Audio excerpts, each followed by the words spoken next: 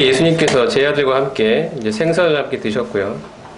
조반을 드셨고, 그 후에 떡도 같이 나누셨고, 그 후에 조반을 먹은 후에 예수님께서 이제 저희가 읽었던 것처럼 시몬 베드로를 특정하시면서, 제 아들 중에 시몬 베드로를 유독 특정하시면서 요한의 아들 시몬아, 내가 이 사람들보다 나를 더 사랑하느냐라고 묻기 시작하십니다. 베드로는 처음에 주님 그러나이다, 내가 주님을 사랑하는 줄 주님께서 아시나이다 하고 대답했고요. 주님의 대답은 내 어린 양을 먹이라는 것이었습니다. 두 번째 또 주님이 물으셨습니다. 요한의 아들 시몬아, 네가 나를 사랑하느냐? 베드로가 또 대답했죠. 주님 그러나이다, 내가 주님을 사랑하는 줄 주님께서 아십니다. 주님의 대답은 내 양을 치라는 것이었습니다. 그리고 세 번째 또 주님이 물으십니다. 요한의 아들 시몬아, 내가 나를 사랑하느냐? 주님께서 세 번째 네가 나를 사랑하느냐 하심으로 이제 베드로가 근심하여 이 대답하기를 주님 모든 것을 아시오매, 여기 이제 모든 것을 아신다는 그런 표현이 첫 번째 두 번째와는 다르게 들어가게 됩니다. 모든 것을 아시오매 내가 주님을 사랑하는 줄 주님께서 아십니다. 주님은 내 양을 먹이라는 그러한 또 답변을 해주십니다. 우리말 성경에는 잘 드러나 있지 않지만 저희가 아는 대로 주님의 첫 번째 질문은 이제 사랑하다라는 걸 원어로 보면 아가파오라는 단어를 사용하셔서 물으십니다. 주님이 베드로를 향하여 물으실 때 네가 나를 사랑하느냐? 아가파오를 사랑하느냐? 아가파오, 아가페의 사랑은 바로 무조건적인 사랑을 가리키는 성경의 사랑입니다. 성경의 사랑은 아가페가 있고요, 필레오가 있고 에로스가 있는데 헬라어에서 그렇습니다.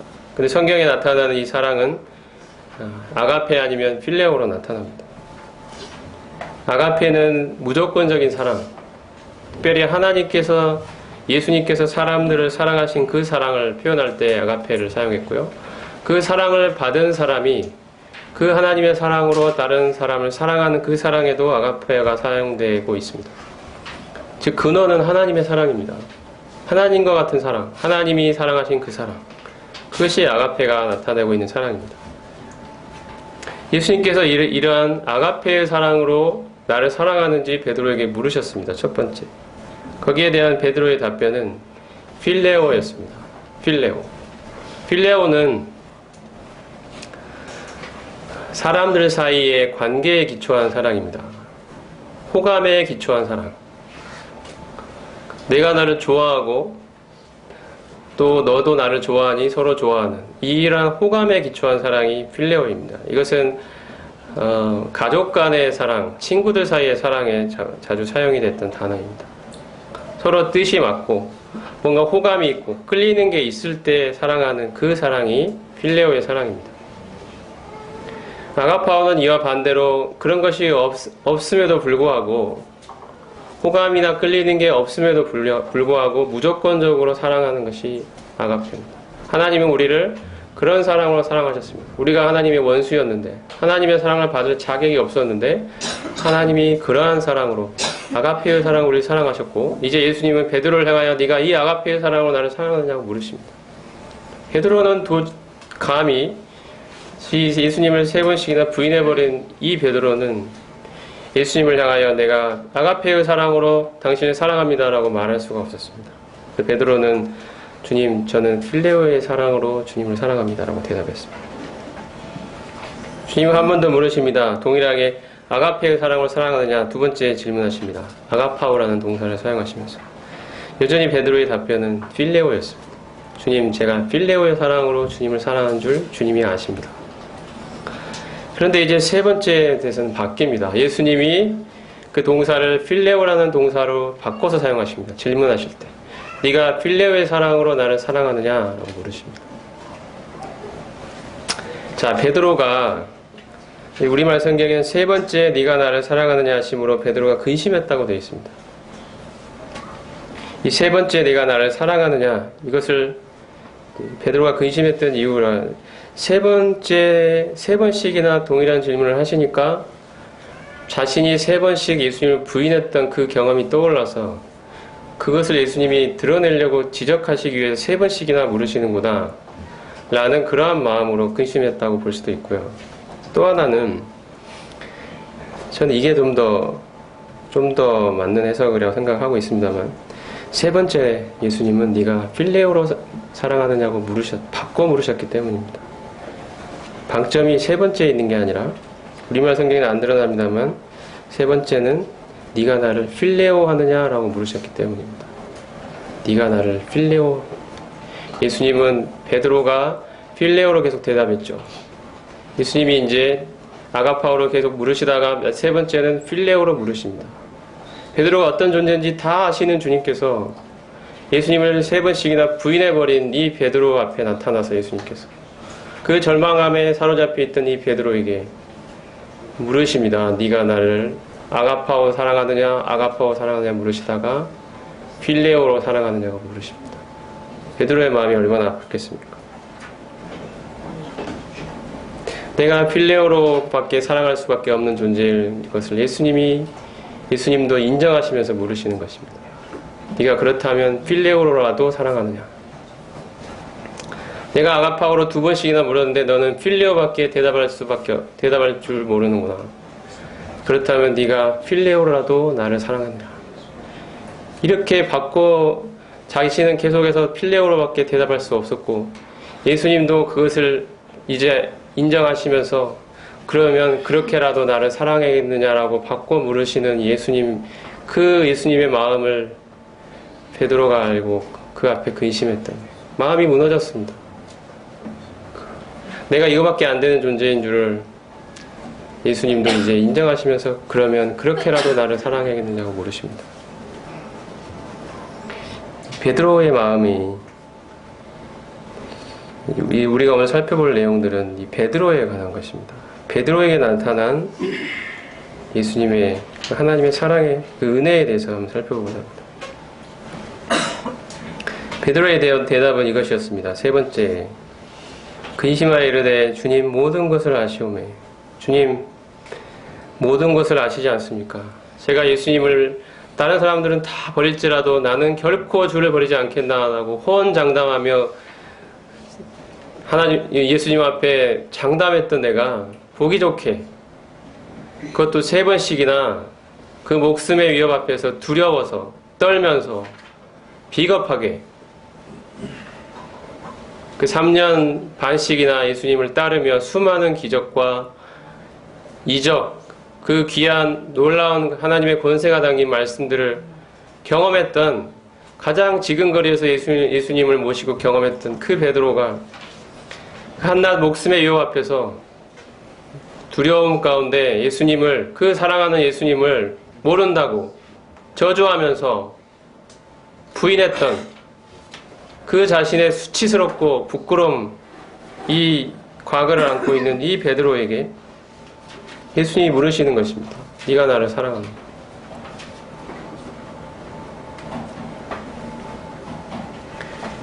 베드로는 말합니다. 주님 모든 것을 아시지 않습니까? 제가 어떤 존재인지 주님은 아시지 않습니까? 저는 필레오로밖에 대답할 수 없습니다. 저는 도저히 아가페라는 단어를 사용할 수가 없습니다. 주님, 저의 모든 과거를 아시지 않습니까? 저는 예수님을 3번씩이나 부인한 사람입니다. 제가 무슨 할 말이 있어서, 제가 입이 100개라도 주님 앞에 어떤 할 말을 드리겠습니까? 주님 모든 것을 아십니다. 저희 모든 것을 주님은 아십니다. 제가 얼마나 연약한 존재인지 주님은 아십니다. 제가 얼마나 무너질 수밖에 없는 존재인지 주님은 아십니다. 제 마음으로는 모든 것을 주님을 위해서 다 바치고 싶은 그러한 마음이지만, 제 실제의 모습은, 저의 진짜 이 모습은 주님을 부인하고 저의 이익을 쫓는 바로 그러한 존재입니다. 주님 모든 것을 아시죠? 하지만 내가 주님을 필레오로 사랑합니다. 주님, 저는 아가페오로 대답할 수는 없지만 필레오로 주님을 사랑합니다. 제가 주님을 사랑합니다. 저는 무너질 수밖에 없었고 연약한 존재이지만 주님을 그래도 필레오로라도 주님을 사랑합니다. 이 고백을 주님은 이끌어내고 계십니다. 바로 그 사람에게, 내가 어떠한 존재인지 철저히 알고 있는 그 사람의 고백 위에 주님이 드디어 중차대한 사명을 맡기십니다. 내 양을 먹이라. 내 양을 치라. 주님이 자신의 모든 것을 다 바쳐 자신의 피를 흘려서 사내신 그 자신의 몸된 교회를 맡기는 이 엄청난 일을 자신이 완전히 무너지고 부서진 사람에게 맡기는 것입니다. 이게 주님이 사람을 사용하시는 원리입니다. 자신이 어떠한 존재인지 철저히 느끼고 있는 사람에게, 자신의 자아와 자존심이 짓밟혀 있는 처절하게 그 바닥에 끝까지 내려가 본 사람에게 주님이 자신의 일을 맡기시는 것입니다. 그 사람만이 주님의 일을 비로소 할 수 있기 때문입니다. 우리는 주님의 일을 한다고 하면서 정말로 스스로의 열심과 혈기에 의존할 때가 너무도 많습니다. 주님이 조금이라도 은사를 주시면 잘난 체하고 마치 이것이 자기 것인 양 자기를 높이고 나의 의지와 나의 생각대로 주님을 섬기고자 애를 씁니다. 그 목표는 주님을 섬기고 주님의 일이라는 그 대의 명분 아래서 사실은 그러한 일로 나가는 그 원동력이 나의 의지, 나의 열심, 나의 혈기, 내 뜻, 내 생각, 내 계획이 될 때가 너무도 많습니다. 하나님은 이러한 점에서 반드시 그 사람의 그 부분을 건드리시고 무너뜨리시고 자존심을 짓밟으시고 내가 하나님을 섬기는 것은 정말로 하나님의 은혜다라는 고백을 할 수밖에 없는 자로 주님이 만드십니다.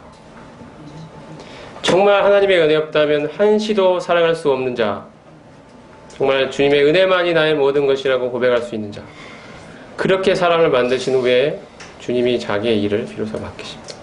주님의 일은 주님이 하시기 때문입니다. 그것을 인정할 수 있는 자에게 주님이 자신의 일을 맡기십니다. 저는 이거밖에 안 되지만 그래도 주님을 이렇게라도 사랑합니다. 이것은 저의 필생의 고백이고 생명의 고백입니다.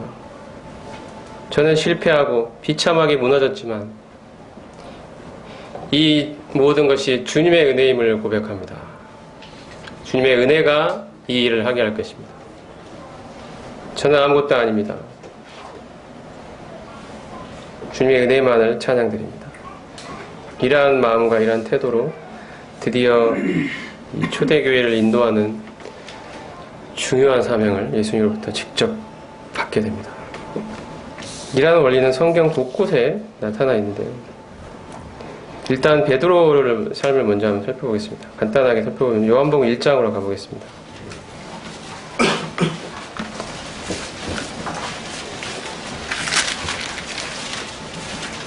베드로가 처음 예수님을 만나는 장면인데요. 베드로 요한복음 1장 41절 보면 먼저 안드레가 예수님을 만났고 요한의 제자였습니다. 두 베드로와 요한은 형제 사이였고 세례 요한의 제자였죠. 어느 날 예수님을 보게 되었습니다. 요한이 예수님을 보고 보라 세상 제일 지고한 하나님 어린 양이로다 하는 것을 보고 이 베드로와 요한이 예수님을 따르게 되었고요. 자 40절 보면 요한의 말을 듣고 예수를 따르는 두 사람 중에 하나는 시몬 베드로의 형제 안드레라. 그가 먼저 자기의 형제 시몬을 찾아 말하되 우리가 메시아를 만났다 하고 메시아는 번역하면 그리스도. 그리고 예수께로 오니 예수께서 보시고 이르시되 내가 요한의 아들 시몬이니 장차 게바라 하리라 하시니라. 게바는 번역하면 베드로라. 예수님과 이 베드로의 첫 만남이 기록되어 있습니다. 자기 형제 안드레를 통해서 이제 예수님을 처음 만나게 됩니다. 안드레가 예수님을 배웠고 이분이야말로 메시아구나 라는 사실을 깨닫고 난 후에 가장 가까운 형제였던 베드로에게 예수님을 소개하고 예수님을 만나게 인도해 줍니다. 예수님은 처음 자기를 찾아온 베드로를 향하여 네가 시몬이지만 장차 게바라 하겠다. 베드로라 하겠다. 반석이 되게 네가 교회의 반석처럼 귀하게 사용될 것이다. 내 양을 먹이는 중차대한 일을 내게 맡길 것이다. 이거 예수님이 베드로의 미래를 보시며 말씀하십니다. 그것이 베드로와 예수님의 최초의 만남이었습니다.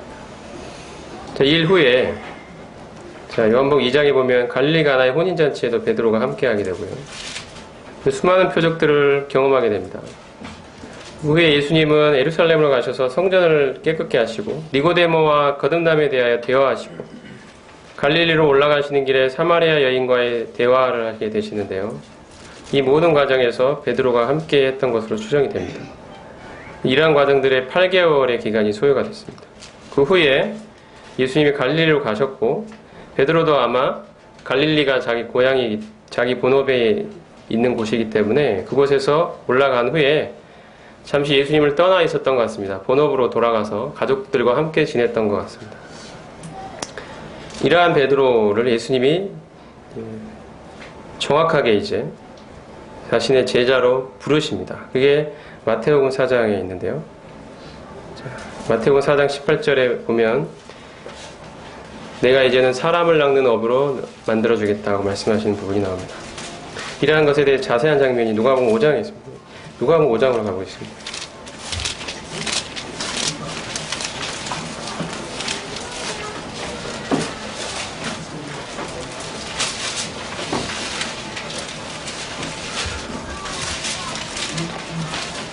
요한복음 21장에 기록되었던 그 물고기를 잡게 하시는 그 동일한 일이 처음에 일었었던 그 장면이 바로 누가복음 5장에 기록이 되어 있습니다. 예수님을 처음에 만나서 좀 따라다니다가 이제 자기 고향으로 가서 이제 가족들과 함께 본업으로 돌아갔던 이 베드로를 예수님이 사람을 낚는 업으로 자기의 제자로 부르시는 그 장면입니다. 자, 5장을 보면 누가복음 5장 무리가 몰려와서 하나님의 말씀을 들을새 예수는 게네사렛 호숫가에 서서 호숫가에 배 두 척이 있는 것을 보시니 어부들은 배에서 나와서 그물을 씻는지라. 예수께서 한 배에 오르시니 그 배는 시몬의 배라. 육지에서 조금 떼기를 청하시고 앉으사 배에서 무리를 가르치시더니 말씀을 마치시고 시몬에게 이르시되 깊은 데로 가서 그물을 내려 고기를 잡으라. 시몬이 대답하여 이르되 선생님 우리들이 밤이 새도록 수고하였으되 잡은 것이 없지만 말씀에 의지하여 내가 그물을 내리이다 하고 그렇게 하니 고기를 잡은 것이 심이 많아 그물이 찢어지는지라. 이에 다른 배에 있는 동무들에게 손짓하여 와서 도와달라 하니 그들이 와서 두 배의 체험에 잠기게 되었더라. 시몬 베드로가 이를 보고 예수의 무릎 아래에 엎드려 이르되 주여 나를 떠나소서 나는 죄인이로소이다 하니 이는 자기 및 자기와 함께하는 모든 사람이 고기 잡힌 것으로 말미암아 놀라고 세베대의 아들로서 시몬의 동업자인 야고보와 요한도 놀랐습니다. 예수께서 시몬에게 이르시되 무서워하지 말라. 이제 오르는 내가 사람을 취하리라 하시니 그들이 배들을 육지에 대고 모든 것을 버려두고 예수를 따르니라. 자, 그 전에는 요한을 따라다니다가요. 요한이 요단강 근처에서 회개의 세를 베풀면서 말씀을 전파했습니다. 그 요한을 따라다니는 요한의 제자로 살다가 어느 날 예수님을 만났고 예수님이야말로 요한은 그 신들매를 풀기도 감당할 수 없다고 고백한 그 메시아라는 사실을 베드로는 알게 됐습니다. 그리고 나서 예수님을 조금 따라다니다가 갈릴리 지역으로 이동을 하게 되면서 자기의 원래 본업으로 돌아갔죠. 예수님과 몇 개월 있으면서 예수님의 말씀도 듣고 예수님이 행하시는 기적도 경험하고 했었습니다. 어쨌든 이러한 것들을 경험하고 예수님이야말로 메시아구나 이런 정도를 이제 알게 된 후에 이제 본업으로 돌아가 있는데 예수님이 어느 날 자기가 고기 잡고 있는 바로 그 바닷가로 오셨습니다. 그 게네사렛 호숫가, 갈릴리 호수, 갈릴리 바다라고 불리는 이 게네사렛 호숫가에 오셨고요. 예수님이 마침 베드로의 배에 오르셨습니다. 그리고 육지에서 조금 떼기를 청하신 후에 그 베드로의 배에 앉으셔서 무리를 가르치셨습니다. 그리고 그 말씀을 마치시고 베드로에게 깊은 데로 가서 그물을 내려 고기를 잡으라. 베드로가 대답합니다. 우리들이 이 바다에서 잔뼈가 굵은 어부들입니다. 밤새 우리가 고기가 잘 잡힐 것으로 예상되는 곳에서 그물을 내리고 고기를 잡았지만 아무것도 잡을 수가 없었습니다. 예수님은 당신은 어부도 아니고 이곳 바다에 익숙한 사람도 아닌데 이런 생각들이 마음속에 있었겠죠. 베드로가 하는 말이 무엇입니까? 말씀에 의지하여 내가 그물을 내리리다. 베드로는 이미 주님의 말씀을 많이 들었습니다. 그동안 따라다니면서 많이 들었고요. 그 다음에 이 자신의 배에 오르사 무리를 가르치시는 그 말씀도 지금 방금 들었습니다. 이 예수님의 말씀이라면 내가 말씀대로 행할 수 있겠다라는 확신이 들었습니다. 이 말씀이라면, 그토록 놀랍고 하나님의 권세가 담긴 그 말씀을 그동안 많이 들었기 때문에 이 말씀이라면 내가 예수님을 믿고 금을 내릴 수 있겠다. 나의 경험과 상식을 떠나서, 그걸 뛰어넘어서 예수님이 말씀이라면 내가 내릴 수 있겠다. 그래서 그물을 내리게 됩니다. 그 말씀대로. 그리고 자신의 경험과 상식에 뛰어넘어서 예수님이 수많은 고기를 잡게 해주십니다. 이것은 사람이 하는 일이 아니다. 이것은 하나님의 권세가 나타난 일이다. 베드로가 그것을 경험하게 되고요. 주님 앞에 엎드립니다. 주여 나를 떠나소서. 나는 죄인입니다. 그 하나님의 위대한 영광이 나타나는 그 순간에 사람들의 반응은 항상 이랬습니다. 구약을 보더라도 그렇고 이사야도 그렇고 화로다 나야 망하게 되었다. 하나님의 영광 앞에서 사람은 두려워 떨게 됩니다. 자신의 죄인됨을 고백하게 됩니다. 이처럼 죄 많고 더러운 이 사람 앞에 나타난 하나님의 거룩한 영광을 보고 사람들은 엎드립니다. 주여 나를 떠나소서. 나는 죄인입니다. 이러한 베드로에게 예수님이 말씀하십니다. 두려워하지 말아라. 너는 지금까지 물고기 낚는 업으로 살아왔지만 지금부터는 사람을 낚는 업으로 내가 만들어주겠다. 새로운 삶의 비전을 보여주십니다. 이 예수님이라면 이제 내가 나의 모든 삶을 걸고 모든 것을 다 바쳐서 따를 수 있는 분이라는 그 확신이 베드로에게 찾아왔습니다. 그래서 이제 자기 배를 거기에 버려두고 가족들을 다 남겨놓고 모든 것을 버린 채 예수님을 향하여 예수님과 함께 이제 새로운 삶을 시작하게 됩니다. 예수님의 제자로서. 이것이 베드로가 예수님을 경험했던 게네사렛 호숫가에서의 경험이었습니다. 근데 바로 그와 같은 동일한 일이 부활하신 예수님께서 물고기 잡으러 갔던 이 베드로에게 똑같은 일을 경험하게 해주십니다. 물고기를 못 잡았습니다. 부활하신 예수님이 나타나셔서 배 오른편에 그물을 던지라. 던졌더니 물고기가 엄청나게 잡힌 것입니다. 제자들은 알았습니다. 바로 그분이 예수님이란 것을. 그 부활하신 몸을 입고 오셔서 처음엔 알아볼 수 없었던 그 예수님이 바로 우리가 3년 전에 그 호숫가에서 고기를 그토록 잡게 하시며 자기 영광을 나타내셨던 그 능력의 주님이라는 사실을 알았습니다. 그때 처음으로 예수님의 제자로서 모든 삶을 바치기로 결심했던 그때의 경험들을 잊을 수가 없었던 것입니다. 베드로는. 근데 그 후에 어떤 일들이 일어났습니까? 예수님을 따라다니면서 수많은 이적을 더 많이 경험했죠. 놀라운 말씀을 체험했죠. 베드로는 신앙 고백을 한 적도 있었습니다. 주는 그리스도시요 살아계신 하나님의 아들입니다. 예수님이 변화산에서 영광스럽게 모세 엘리야와 함께 그 사람이 감당할 수 없을 정도로 하얗게 영광스럽게 변화되시는 모습을 보았습니다. 베드로가 정신을 잃을 정도로 아무 생각이 없어서 그곳을 떠나기 싫어서 이곳에 초막을 짓고 여기서 살고 싶습니다라고 말할 정도로 그 영광스러운 주님의 변형되신 모습을 목도했던 그 베드로이기도 합니다. 그런데 이 베드로가 점점점 예수님을 향한 상황이 불리하게 전개되고 예수님을 향한 그 살해의 위협이 점점 기세등등하게 올라오고 그 위협이 증오가 거세어지고 드디어 예수님이 마지막 만찬을 나누시고 이러한 그 장면에서 예수님이 끌려가시게 되죠. 마태복음 26장을 한번 보겠습니다. 마태복음 26장입니다.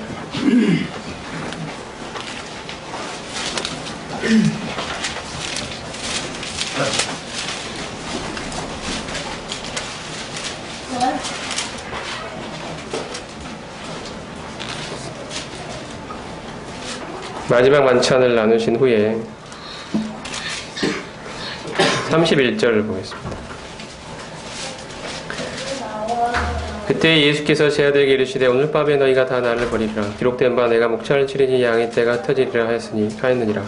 그러나 내가 살아난 후에 너희보다 먼저 갈릴리로 가리라. 베드로가 대답하여 이르되 모두 주를 버릴지라도 나는 결코 주를 버리지 않겠나이다. 예수께서 이르시되 내가 진실로 내게 이르노니 오늘 밤 다 굴기 전에 네가 3번 나를 부인하리라. 베드로가 이르되 내가 주와 함께 죽을지언정 주를 부인하지 않겠나이다 하고 모든 제자도 그와 같이 말하더라. 예수님이 말씀하셨습니다. 마지막 만찬 후에 자 이제 내가 곧 죽게 될 것이고 너희가 나를 버리게 될 것이다. 바로 그 일이 오늘 밤에 일어날 것이다. 베드로는 기세등등하게 대답했습니다. 아주 결연한 표정으로 다 버릴지라도, 이 제자들은 다 예수님을 버릴지라도 나는 그렇지 않을 것입니다. 이 연약하고 비겁한 이 다른 제자들은 그렇게 행동할지 모르지만 저는 그런 사람과 다릅니다. 저는 주님을 향한 사랑이 특출한 사람입니다. 제가 어떻게 그 목숨의 위협 앞에서 한낱 목숨을 구걸하면서 예수님 그동안 따라온 이 예수님을 마지막 순간에 모른다고 거절하고 부인할 수 있겠습니까? 저는 그런 짓은 결코 할 수 없으며 하지도 않을 것입니다. 다 버릴지라도 저는 아닙니다. 라고 의기양양하게 기세등등하게 예수님 앞에 대답했습니다. 그런 베드로를 보고 예수님 말씀하시죠. 네가 오늘 밤 다 굴기 전에 네가 나를 모른다고 3번 부인할 것이다. 베드로는 한 번 더 이야기합니다. 내가 주와 함께 죽을지언정 주를 부인하지 않겠나이다. 이렇게 큰 결의를 보였던 이 베드로가 예수님을 어떻게 부인하는지 한번 볼까요? 누가복음 22장으로 가보겠습니다.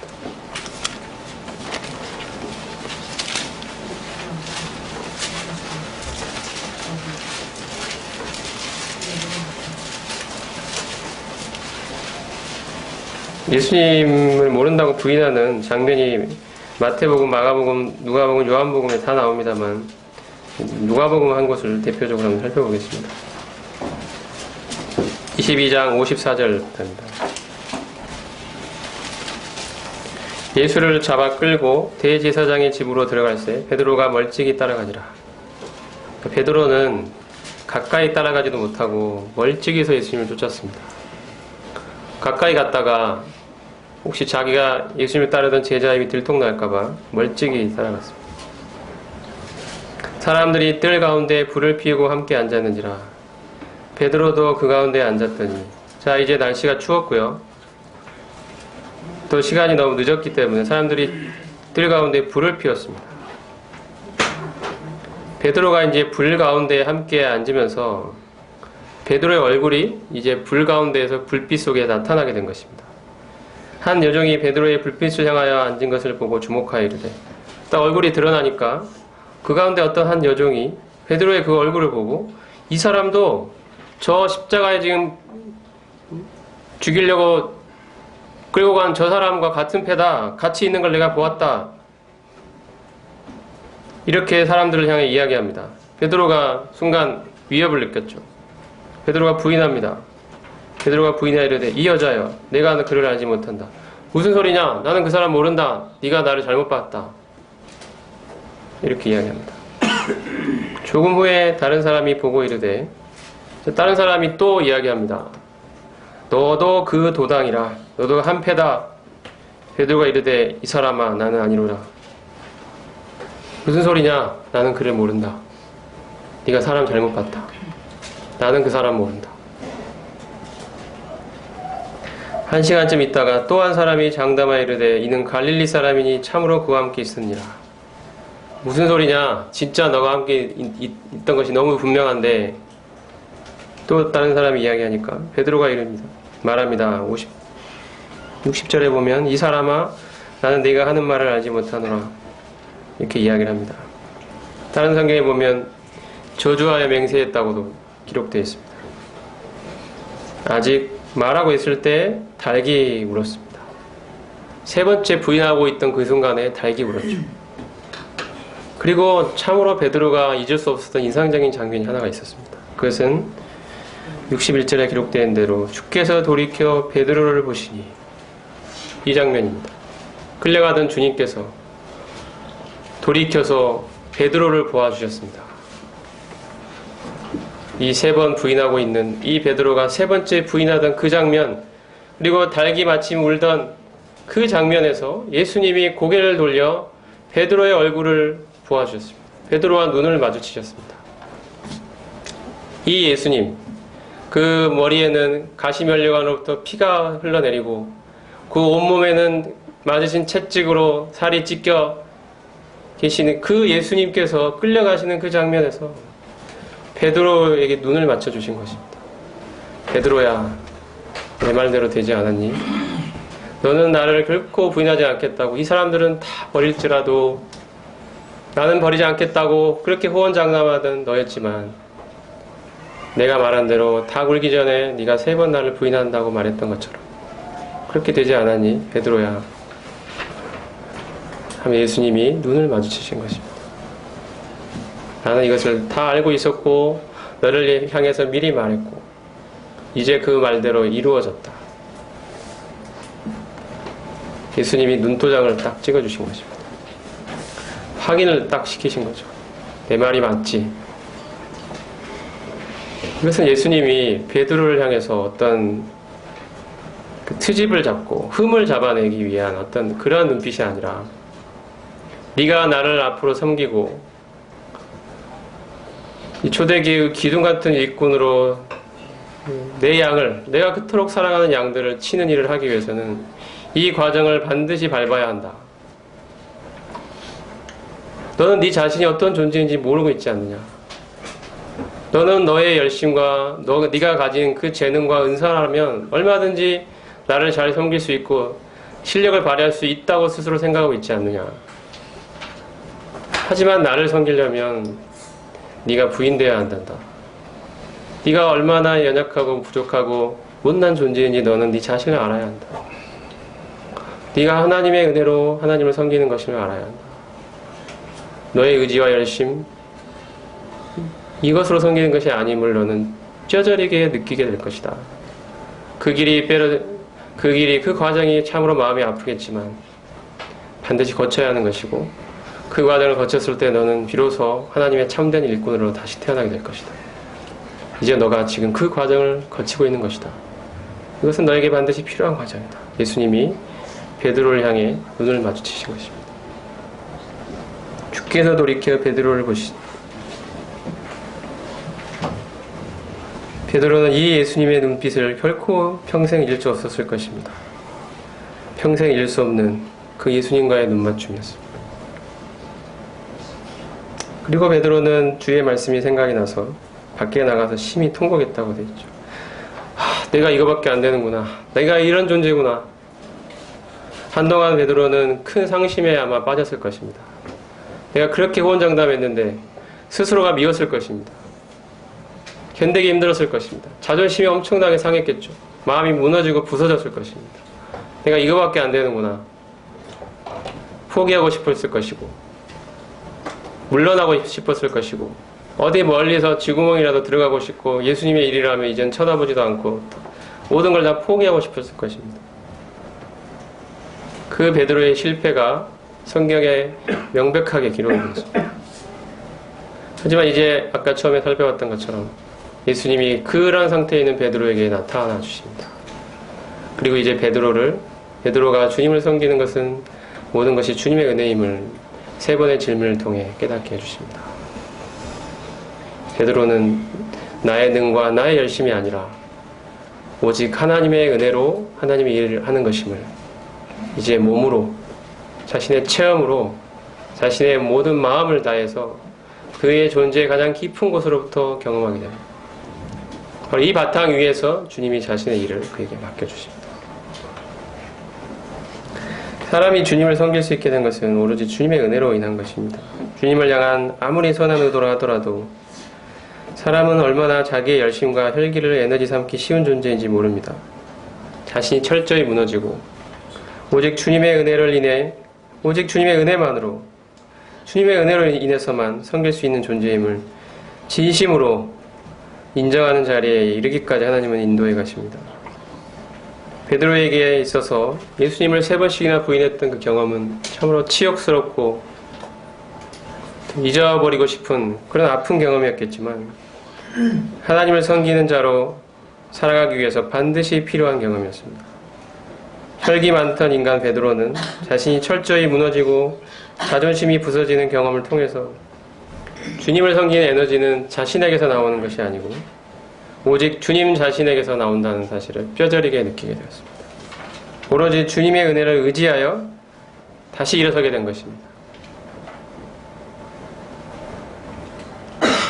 주님은 자신이 무너지고 부서진 베드로에게 비로소 주님의 양을 치라는 중차대한 사명을 맡기실 수 있었습니다. 출애굽기로 한번 가보겠습니다. 출애굽기 3장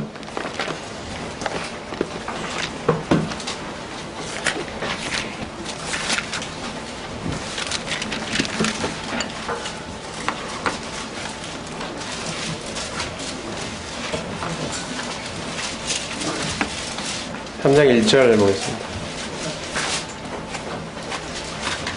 베드로가 그의 장인 미디안 제사장 이드로의 양떼를 치더니 그 떼를 광야 서쪽으로 인도하여 하나님의 산 호렙에 이르매 여호와의 사자가 떨기나무 가운데로부터 나오는 불꽃 안에서 그에게 나타나시니라.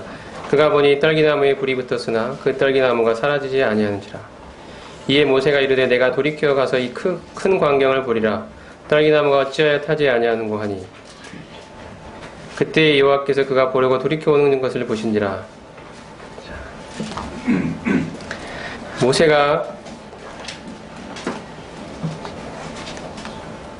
하나님의 산 호렙산에서 떨기나무가 불이 붙어 있는데 그 불이 떨기나무를 태우지 않고 있는 이상한 장면을 목격하는 장면입니다. 나무에 불이 붙어 있는데 나무가 타지 않고 있습니다. 불은 붙어 있습니다. 불이 붙어 있는데 타지 않고 있습니다. 이 신기하고 놀라운 장면을 지금 모세가 목격하는 장면입니다. 모세는 어떤 사람입니까? 우리가 잘 알듯이 원래 이스라엘의 집에서 태어난 이스라엘 사람이죠. 근데 이제 그 바로의 공주의 아들로 이제 입양이 돼가지고 바로의 궁정에서 자라났습니다. 하지만 그의 어머니로부터 교육을 받았기 때문에 아마도 모세는 자신이 히브리 사람이며 이 바로가 대표하는 애굽 사람들과는 다른 존재라는 사실을 알고 있었을 것입니다. 그리고 세월이 흐르면서 이제 자기가 자신의 동족 이 이스라엘 사람들을 위해서 일해야 되겠다는 생각을 아마 하게 됐던 것 같습니다. 그러한 열심이 생겼습니다. 근데 어느 순간 자신의 동족 이 이스라엘 사람이 애굽 사람으로부터 학대받는 것을 보게 됐고요. 그것을 격분해서 그 분을 이기지 못해서 그 애굽 사람을 돌로 쳐 죽이게 됩니다. 이 바로가 그 사실을 알고 모세를 찾자 모세는 광야로 도망을 하게 됩니다. 미디안 광야로 도망을 해서 40년간 광야에서 양을 치는 목동의 일을, 목자의 일을 하게 됩니다. 40년 후에 모세의 나이가 80이 되었을 때 이제 하나님이 드디어 하나님의 산 호렙에서 모세를 만나 주십니다. 바로 떨기나무에 불이 붙었으나 떨기나무가 타지 않는 모습으로 모세를 만나 주십니다. 모세의 인생은 과거에 하나님을 향한 열심을 가지고 자기의 젊음을 불태웠던 그때의 그 모습은 한동안 타올랐지만 참 이내 스스로 소진되고 말았던 그 나무와도, 그런 떨기나무와도 같았을 것입니다. 근데 이제 모세가 새로 만나게 되는 이 하나님은, 이제 모세에게 펼쳐질 새로운 섬김은 나무에 불이 붙어서 계속 타오르지만 나무 자체는 소진되지 않는 그 불꽃을 드디어 만나게 된 것입니다. 자기의 의지와 열심을 의존했을 때는 잠시 타오르는 것 같다가도 금세 그 불꽃이 사그라들고 나무가 불타버리고 소진되는 그러한 섬김을 하나님께 했다면 이제 40년간의 그 목자로서의 경험을 통해서 자신이 철저하게 무너지고 나는 아무런 능력이 없고 우리가 출애굽기 읽으면 정말 바보스럽다고 생각이 들 정도로 이런 사람을 어떻게 하나님이 쓰시겠냐, 아무런 자신감도 없고 나는 입이 뻣뻣하고 둔하여 할 수 없나이다 라고 하나님께 계속적으로 못한다고 하나님 화를 내실 정도로 못한다고 계속 자기를 부인해가는, 자기가 정말 부서지고 무너져서 무능한 자로 낮아져 있는 이 모세에게 하나님이 나타내 주십니다. 너가 젊었을 때는 스스로의 혈기에 의존해서 나의 일을 한다고 하면서도 조금 불타올랐다가 이내 사그라들었던 그런 섬김을 했지만 이제는 네 스스로가 어떤 존재인지 알고 있는 이 바탕 위에서 내가 그 일을 할 것이니 이러한 섬김은 활활 타오르면서도 나무가 소진되지 않는 바로 그러한 일이 될 것이다.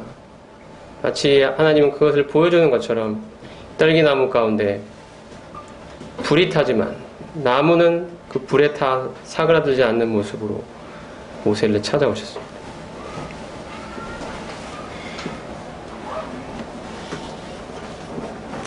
모세가 정말 자기 자신은 한없이 무너지고 없어지고, 자, 이제 하나님이 자신의 일을 하신다는 사실을 인정하게 되는 그 순간에 이르기까지 하나님은 모세를 연단해 가셨습니다. 그런 준비가 되었을 때 하나님은 이제 모세에게 나타나셔서 이스라엘 백성을 애굽에서 끌어내는 그 놀랍고 큰 일을 모세에게 드디어 맡기실 수 있었습니다. 천하인간의 그 온유함이 모든 사람보다 승하였다라고 기록됐던 모세, 그의 모든 인격이 바로 광야 40년의 생활을 통해 형성이 됐던 것입니다. 그 기초가 자기가 없어지고 무너지는 이 바탕 위에 하나님께서 자신의 일을 맡기십니다. 제 마지막 결론을 말씀드리겠습니다. 말씀을 신약으로 오셔서 고린도전서 15장 10절,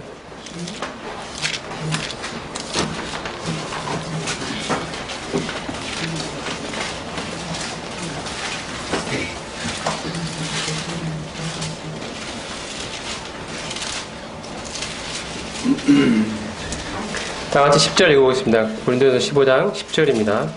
시작. 그러나 나의 나된 것은 하나님의 은혜로 된 것이니 내게 주신 그의 은혜가 헛되지 아니하여 내가 모든 사도보다 더 많이 수고하였으나 내가 한 것이 아니요 오직 나와 함께 하신 하나님의 은혜로라. 자, 바울도 역시 고백합니다.